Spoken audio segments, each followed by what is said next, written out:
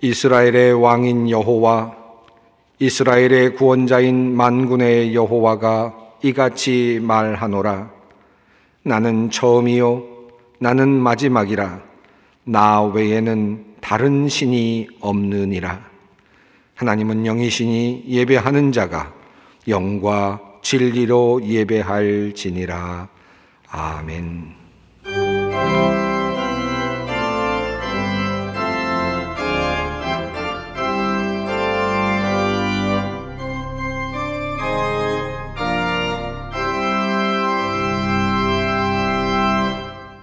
영원히 찬양받으실 주 여호와 우리 아버지 하나님, 그 놀라우신 능력과 크신 은총을 인하여 주께 영광 돌립니다. 죄와 사망에서 우리를 건지신 주 예수 그리스도의 은혜를 길이길이 찬양하옵고, 오늘도 우리와 함께 하시며 날마다 새롭게 하시는 성령의 놀라운 역사로 인하여 주께 찬송을 부릅니다. 성부, 성자, 성령께 세세 무궁토록 영광이 있을지어다. 아멘. 다 함께 일어나셔서 66장 찬송을 부르시겠습니다.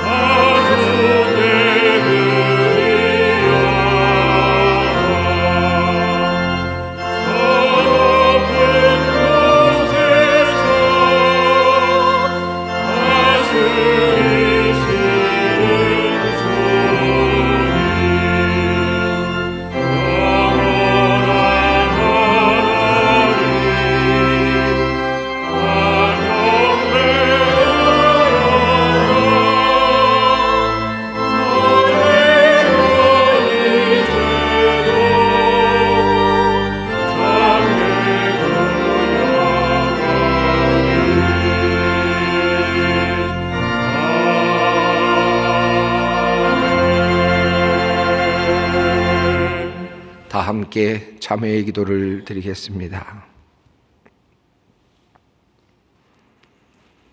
사랑과 자비가 풍성하신 하나님, 44년 전 이곳에 소망교회를 세우시어 주일마다 말씀의 샘에서 하나님의 음성을 듣게 하시고 새벽마다 기도의 자리에서 하나님께 우리의 사정을 아뢰며 주님의 위로하심과 인도하심을 받게 하셨으니 감사합니다. 소망교회에서 태어나 자란 아이들이 이제는 어엿한 중년이 되었고 초창기에 몸과 마음을 모두 바쳐 열정과 깊은 신앙으로 교회를 세운 이들은 이제 노년의 자리에 있습니다. 긴 시간의 흐름 속에서 지나간 시간들을 돌이켜보며 주님께 감사와 찬양을 올려드립니다. 하나님, 지난 44년간의 시간을 돌아보면 참 자랑스러운 일들도 많았고 감사한 일들도 많았지만 부끄럽고 안타까운 일들도 많이 있었음을 깨닫습니다. 때로 한국 교회에 희망을 주는 교회가 되지 못하고 걱정과 근심을 주는 교회가 되었던 것을 회개합니다. 특별히 잠시 교회가 내적으로 분열되어 서로에게 상처를 주었던 것을 회개합니다. 교회를 지킨다는 생각으로 세상의 방법을 동원하거나 거짓을 말하거나 세상의 방식으로 일하였던 것을 회개합니다. 내가 가진 생각만이 바르다고 착각하여 다른 사람들의 신앙을 정죄하였던 것을 회개합니다. 주님의 직분 맡았으나 충성하지 못하고 결실이 없었음을 회개합니다.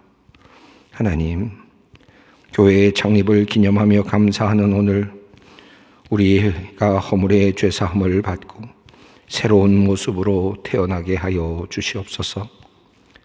코로나 감염병으로 예배당에 모두 모여 예배를 드리지 못하는 현실이지만 참다운 교회, 진정 하나님께서 기뻐하시는 성전이 우리 성도님들의 몸과 마음 그리고 삶의 자리에 아름답게 세워지게 하여 주시옵소서.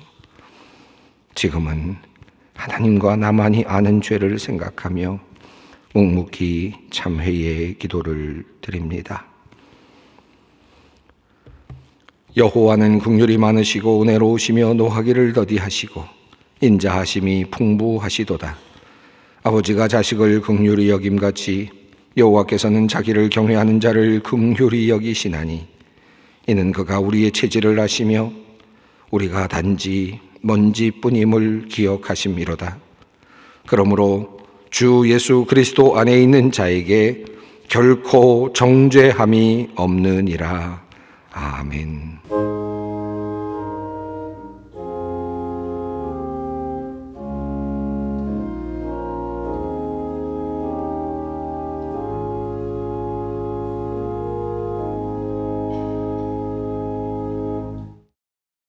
오늘 우리에게 주시는 하나님의 말씀은 출애굽기 26장 30절로 37절 말씀입니다. 구약 성경 출애굽기 26장 30절로 37절까지의 말씀입니다.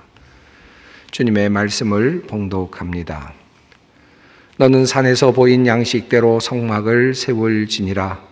너는 청색, 자색, 홍색 실과 가늘게 꼰 배실로 짜서 휘장을 만들고 그 위에 그룹들을 정교하게 수놓아서 금갈고리를 네 기둥 위에 늘어뜨리되 그 네 기둥을 조각목으로 만들고 금으로 싸서 네 은받침 위에 둘지며 그 휘장을 갈고리 아래에 늘어뜨린 후 증거궤를 그 휘장 안에 들여놓으라. 그 휘장이 너희를 위하여 성소와 지성소를 구분하리라.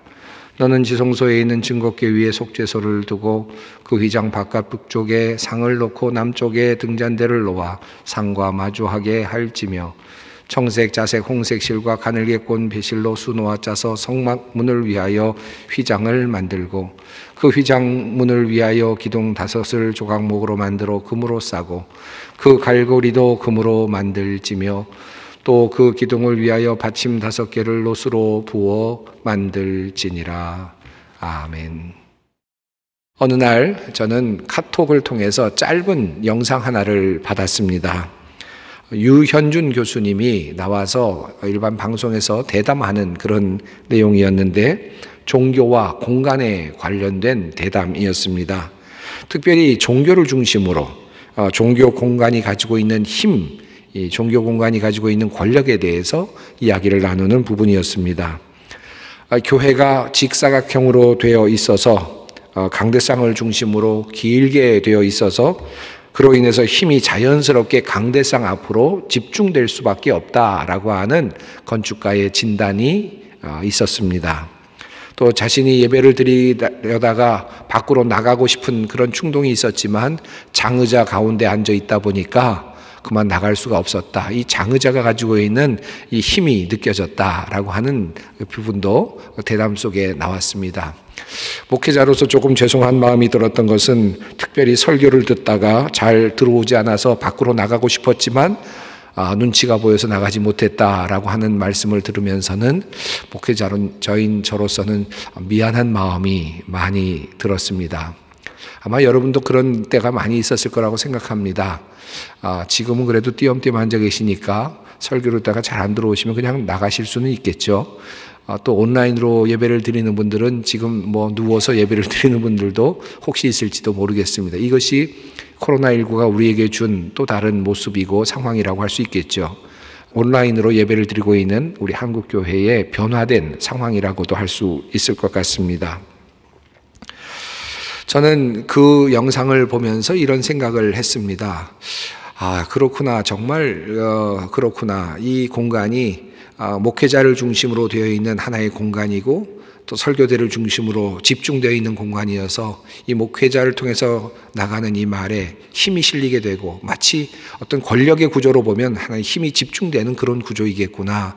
목회자를 중심으로 모든 구조가 움직이고 있겠구나. 그런 판단이 또 일리가 있겠구나 하는 그런 생각을 해보았습니다. 하면서 이런 생각이 들었습니다. 그러면 정말 우리 초대교회부터 이랬었나? 우리 교회가 정말 이런 모습이었나? 라고 생각을 해보니까 그렇지 않았습니다. 초대교회는 그리스도인들이 함께 모여서 가정에서 모이기도 했고 카타콤이라고 하는 지하 공동묘지에서 함께 모여서 그들은 예배를 드렸습니다.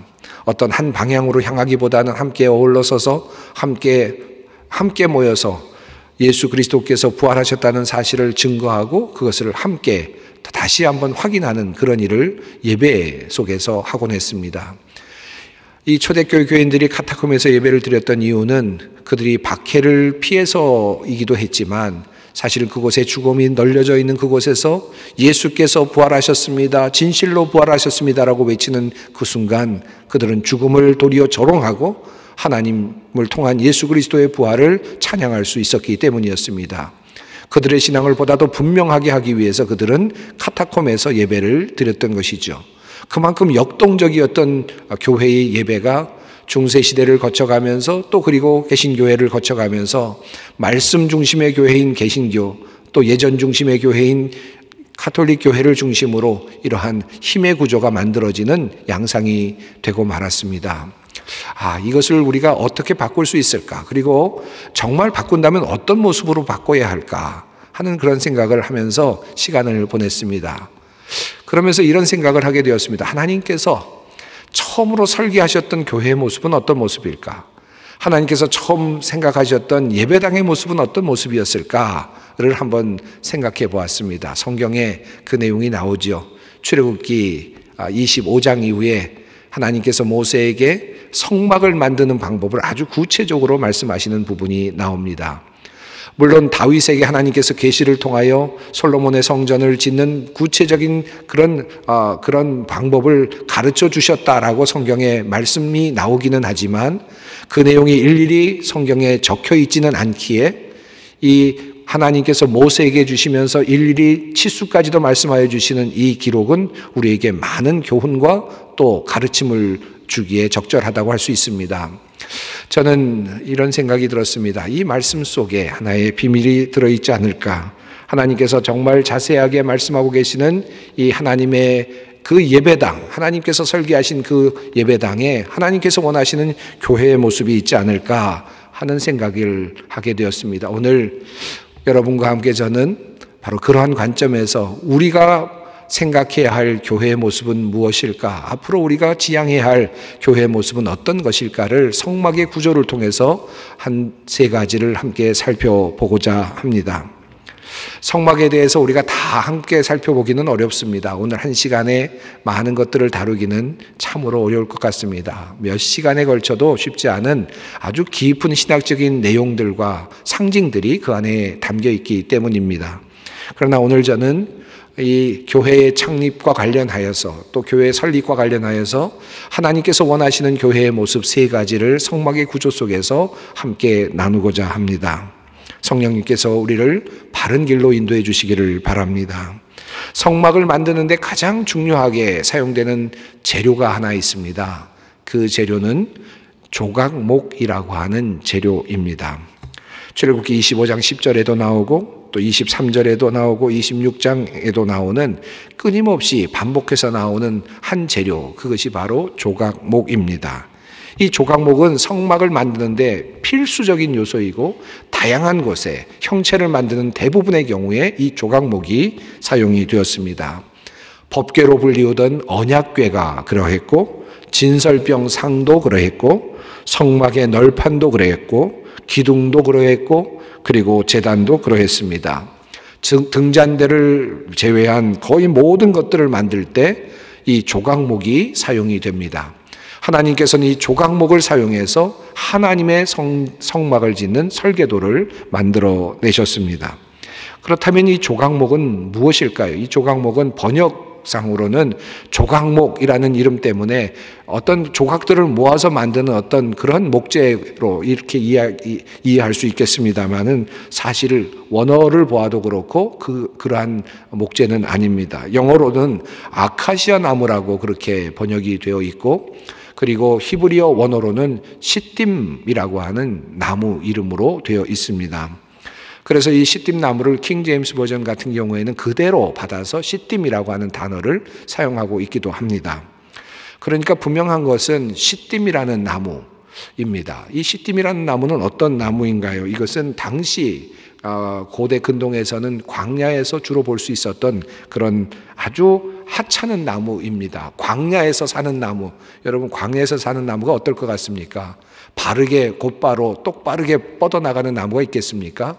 그저 마치 엉겅퀴 같이 그저 마치 가시나무들이 엉킨 것처럼 그렇게 만들어지는 나무가 바로 이 시딤 나무입니다. 이 나무는 둘레가 클 수가 없겠죠. 당연히 클 수 없습니다. 아주 얇은 상태로 대부분 유지가 되었고 가시가 많아서 목재적인 재료로는 거의 사용할 수 없는 그런 것이 이 시딤 나무였습니다. 그러므로 어떤 건축의 과정에서 조각목이 사용되는 이 시딤 나무가 사용되는 경우는 거의 없습니다. 솔로몬이 성전을 지을 때 조각목으로 짓지 못하죠. 적절한 재료가 아니었기 때문입니다. 백향목을 가지고 성전과 왕궁을 지었습니다. 그러나 하나님께서는 조각목이라고 하는 특별한 나무를 지정하셨고 그것으로 모든 성막을 완성하도록 그렇게 명령하셨습니다. 가시투성이인 나무, 방향도 제각각인 나무, 광야에서 살아남기 위해서 몸부림치던 나무입니다. 수분이 거의 없이 생존해야 했기에 쉽게 부서질 수도 있는 나무이고 또한 옹이도 많이 있어서 다루기 어렵고 만지기 어려운 나무가 바로 이 시딤 나무입니다. 하나님께서는 이 시딤 나무로 성막을 지으라고 하십니다. 왜 그렇게 하셨을까요? 우선 실제적인 이유가 있을 것 같습니다. 당시 광야를 지금 지나고 있는 이스라엘 백성들에게는 시딤 나무 외에는 다른 재료를 구할 수 있는 방법이 없었겠지요. 그러므로 하나님께서 시딤 나무를 사용하라고 명령하셨을 가능성이 있습니다. 하지만 그보다 더 깊은 의미가 숨겨져 있다고 저는 믿습니다. 널려 있는 존재로서의 시딤 나무이고 광야에서 아주 쓸모없는 나무로서의 시딤 나무입니다. 보잘것없는 나무입니다. 그 나무를 재료로 해서 성막의 전체를 만들어 가도록 하시는 하나님의 계획입니다. 하나님은 이 시딤 나무로 교회를 설계하십니다. 하지만 이 시딤 나무는 그대로 사용되는 법은 없습니다. 순금으로 그것을 싸고 금으로 태를 두르고 금고리를 달도록 하나님께서 명령하셨습니다. 그냥 나무로 둔다면 썩거나 비뚤어지거나 갈라지거나 부서질 수 있었겠죠. 그러나 그 위에 금으로 바르면 그 금의 어떤 힘이 나무를 지탱하게 되고 단단해지게 되는 것입니다.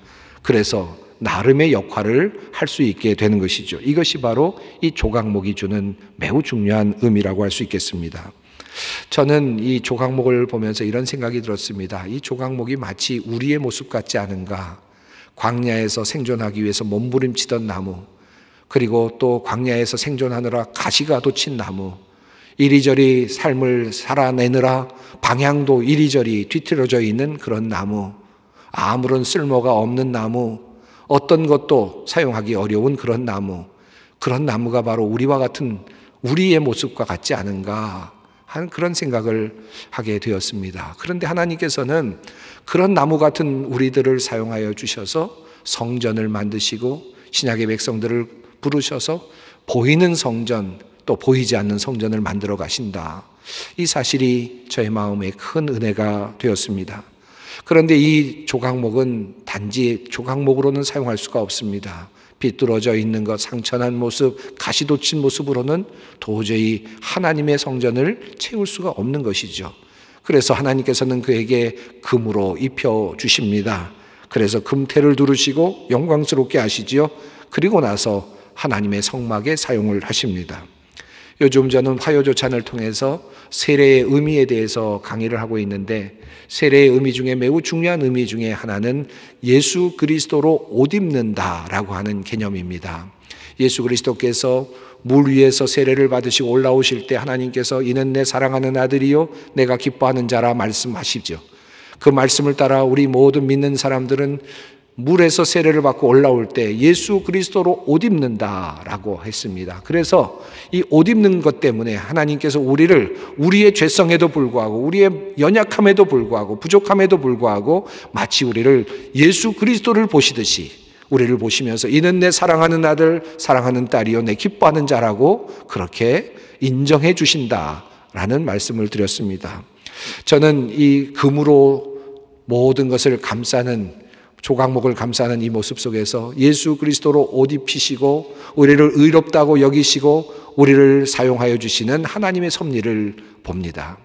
바로 그런 존재와 같은 조각목과 같은 존재들, 금으로 입혀주신 존재들을 여기저기 보내셔서 언약궤로도 사용하시고 그리고 제단상으로도 사용하시고 널판지로도 사용하시고 기둥으로도 사용하여 주십니다. 여기저기 부족한 사람들이 예수 그리스도의 의로 옷 입고 그리고 사용되는 것입니다. 그곳에서 하나님의 영광을 위하여 봉사하게 되는 것입니다. 이것이 하나님께서 설계하신 바로 교회의 모습입니다. 또 한 가지 교회의 모습 중에 우리가 살펴보고 싶은 부분은 덮개와 관련되어 있습니다. 성막의 덮개는 4겹으로 되어 있습니다. 겉에서부터 시작한다면 첫 번째는 해달의 가죽으로 되어 있는 덮개가 있고요. 바로 그 밑에는 붉은 물을 들인 숫양의 가죽이 있고요. 그리고 세 번째에는 염소털로 짠 그러한 휘장이 있습니다. 그리고 마지막 4번째에는 백색과 청색과 자색과 홍색 실로 그렇게 수를 놓은 천사들의 수를 놓은 그룹의 수를 놓은 화려한 그러한 또 다른 휘장이 존재합니다. 이렇게 4겹으로 성막이 쌓여져 있습니다. 저는 그 모습을 보면서 이런 생각을 했습니다. 참 하나님의 섭리가 놀랍다. 처음 앞서 있는 이 해달의 가죽은 질기고 햇빛과 바람에 강한 가죽입니다. 그래서 견뎌내는 능력이 있는 그런 가죽이죠. 모든 외풍을 견뎌내고 그리고 또 보호하는 그런 기능을 합니다. 그러나 외모는 화려하지 않습니다. 밖에서 보여지는 성막의 모습은 그저 해달의 가죽으로 보일 뿐이죠. 그래서 밖에서 볼 때에 이 성막은 화려하지도 않고 멋지지도 않습니다. 도리어 초라해 보일 뿐입니다. 그것으로서 성막은 보호받고 있습니다. 그런데 그 아래에 2개의 층이 있습니다. 하나는 숫양으로 가죽이 되어 있고 또 염소 털로 또 다른 가죽이 휘장으로 만들어져 있습니다. 이 염소와 숫양은 어떤 존재입니까? 하나님의 백성들이 죄를 지었을 때 용서함을 받기 위해서 제사를 드리는 번제, 화목제, 속죄제에 사용되는 바로 그 짐승들입니다. 그들이 우리들의 죄를 위해서 이스라엘 백성들의 죄를 위해서 희생되고 남겨놓은 가죽들이 모여져서 막을 이루게 되는 것이죠. 그 막이 2개의 층을 이루고 있습니다. 그러나 그 2개의 층은 바깥으로 드러나지 않습니다. 마치 예수 그리스도의 구속의 은혜처럼 바로 그러한 층이 성막을 덮고 있는 것입니다. 예수 그리스도께서 하나님께서 계획하신 이 교회의 모습은 예수 그리스도의 보혈의 능력이 덮고 있는 교회라고 믿습니다. 예수 그리스도를 통해서 의롭다함을 얻는 사람들이 그 안에 존재하기 때문입니다. 그것도 두 겹으로 주님의 성전이 보호받고 있다는 사실을 우리는 보게 됩니다. 그리고 마지막에 예수 그리스도께서 부어주시는 그 구속의 은총에 의지해서 그것을 밑바탕으로 해서 아름다운 멋진 작품이 휘장으로 성막에 드러납니다. 흰색 천으로, 그리고 청색 실과, 그리고 금색 실과, 그리고 푸른색의 실들이 하나로 어우러져서 마치 직조하듯이 그렇게 그룹을 만들고, 이 그룹이라고 하는 것은 천사들의 형상 아닙니까? 이 천사들의 형상을 멋지게 수를 놓아 만들어내면서 천이 연결되고 실들이 연결되어서 멋진 작품이 드러나게 됩니다. 하나님의 영광을 드러내는 그러한 휘장이 되는 것이죠. 저는 그 하나씩을 들여다보면서 이런 생각이 들었습니다. 하나님께서는 성막을 만드실 때 이렇게 모든 것들을 모으시고 연합시키시고 묶으시는 것을 보게 됩니다. 가느다란 실들이 모여서 또 천을 만들게 되고 수를 놓게 되고 그것들이 모여서 아름다움을 만들게 되고 연합하여서 멋진 천이 되고 휘장이 되는 그러한 것들입니다. 하나님께서 왜 이렇게 만드셨을까? 각자의 개체들을 연결시키시고 연합시키시고 그것을 통해서 아름답게 만들어 가시는 하나님의 의도가 있지 않는가? 마치 우리들 각자 한 사람 한 사람들이 하나씩 연합이 되어서 멋진 작품을 만들어내는 것처럼 건물로서가 아니라 살아있는 공동체로서 성도들이 함께 어우러져서 멋진 그림을 그려낼 수 있을 때 그것이 진정한 교회의 모습이 아닐까 하는 것을 생각해 보았습니다. 에베소서 2장 20절로 22절 말씀은 그러므로 이렇게 하나님께서 성령을 통하여 말씀하고 계십니다. 너희는 사도들과 선지자들의 터 위에 세우심을 입은 자라.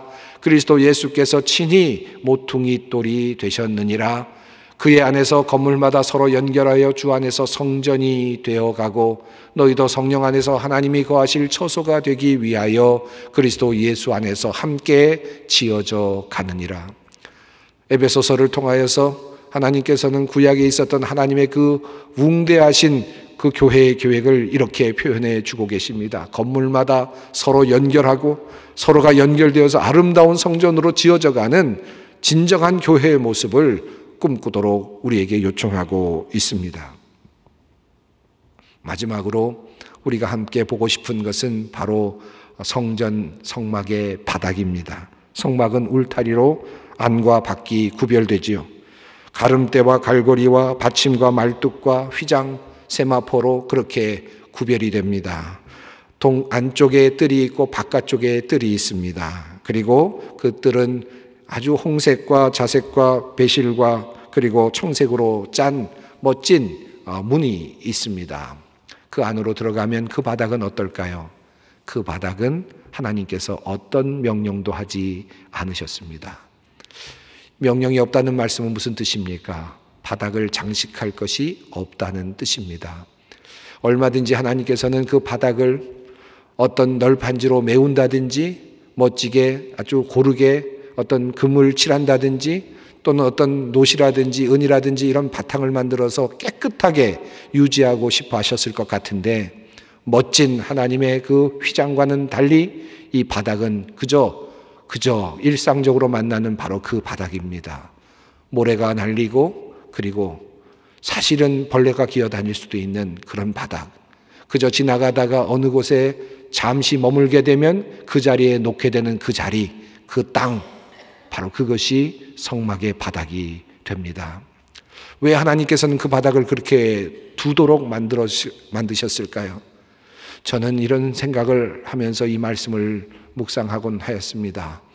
이 땅에서 울려오는 고통의 소리, 땅에서 들려오는 절규의 소리, 땅에서부터 올라오는 그 하나님께 드리는 그 모든 기도와 사정들, 상황들, 광야 같은 세상에서 일어나고 있는 물이 부족하면 부족한 대로, 물이 넘치면 넘치는 대로 그 땅, 진흙이면 진흙, 돌밭이면 돌밭, 그리고 모래가 있는 밭이면 바로 그것 그대로 인생의 가장 처절한 그 모습 그대로 하나님께서는 그들과 소통하시기를 원하시고 그곳에서 만나시기를 원하신다는 사실입니다.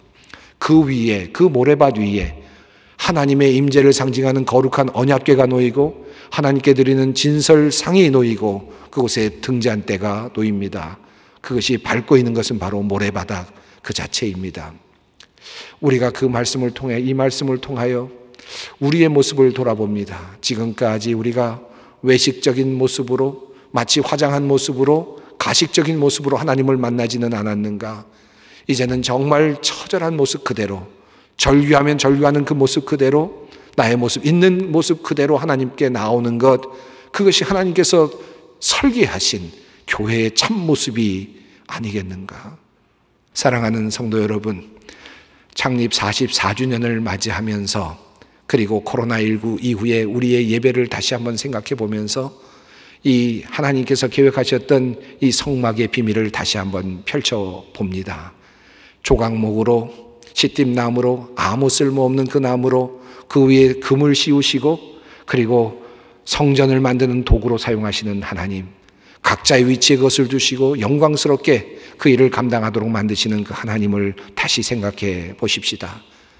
성막 위에 여러 개의 층으로 막을 만드시되 그 아래에 천으로 아주 정교하게 짜서 우리들이 가지고 있는 모든 아름다움을 한껏 발할 수 있도록 만들어 주셨던 그 하나님의 그 예배당의 설계를 다시 한번 기억해 보십시다. 그리고 땅바닥에서부터 올라오는 그 소리를 그대로 들으시기를 원하시는 그 하나님의 그 설계도를 생각해 보십시다.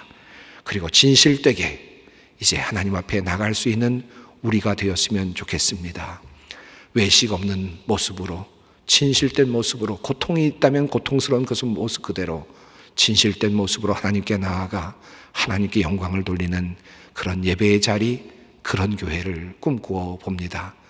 우리 모두 함께 모일 때, 모이든 아니면 온라인으로 모이든 여러분의 예배의 자리가 진솔한 광야의 자리가 되기를 원하고, 널판지이지만 작은 조각목과 같은 것이지만 금으로 쌓여진 보배로운 그런 도구들이 되기를 간절히 바랍니다. 여러분에게 주시는 하나님의 귀한 이 설계도 여러분들이 꼭 가지시고 멋진 교회를 함께 만들어 보십시다. 함께 기도하겠습니다. 거룩하신 하나님, 소망교회 창립 44주년을 맞으며 우리 교회의 모습을 주님께서 설계하신 성막의 모습을 통하여 다시 깊이 생각합니다. 하나님께서 기뻐하시는 교회로 진정 은혜와 감사가 있고 하나님의 임재가 드러나는 귀한 교회로 세워주시옵소서. 예수님의 이름으로 기도드리옵나이다. 아멘. 다 함께 찬송가 210장을 부르시겠습니다.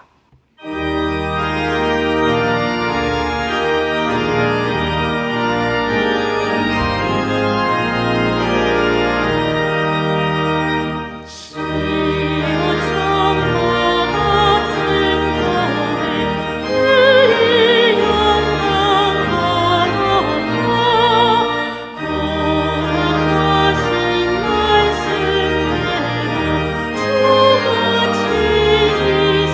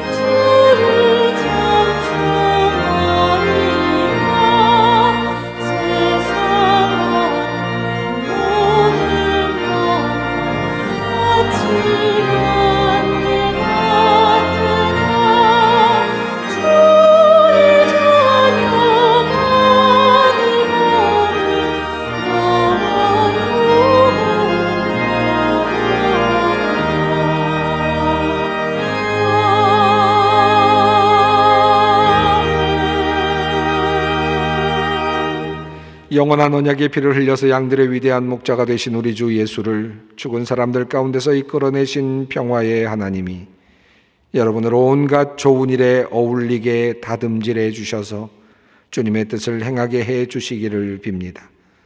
또 하나님께서 예수 그리스도로 말미암아 우리 가운데 주께서 기뻐하시는 바를 이루시기를 빕니다. 주 예수 그리스도의 은혜와 하나님의 사랑하심과 성령님의 교통하심이 창립 44주년을 맞는 소망교회와 코로나19로 새로운 방향을 모색하는 한국교회와 이 땅의 모든 성도들 위해 항상 함께 하시기를 축원하옵나이다. 아멘.